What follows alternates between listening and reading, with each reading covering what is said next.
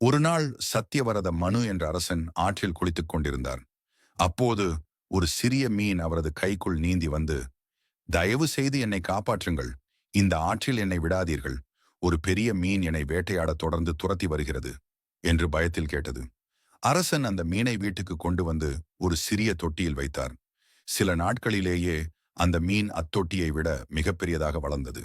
இதனால் ஆச்சரியப்பட்ட மன்னன் அதனை பெரிய தொட்டி, ஆற்று நீர், கடல் போன்ற இடங்களில் மாற்றி வளர்க்க முயன்றார்.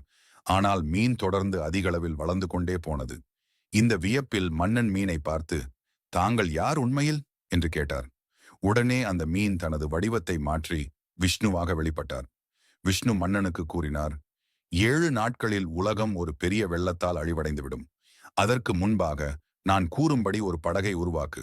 அந்த படகில் அனைத்து தானியங்களின் விதைகள், செடிகள், மிருக ஜோடிகள், மனித ஜோடிகள் மற்றும் சப்தரிஷிகளை ஏற்றி உன்னுடைய குடும்பத்துடன் செல்லவும்.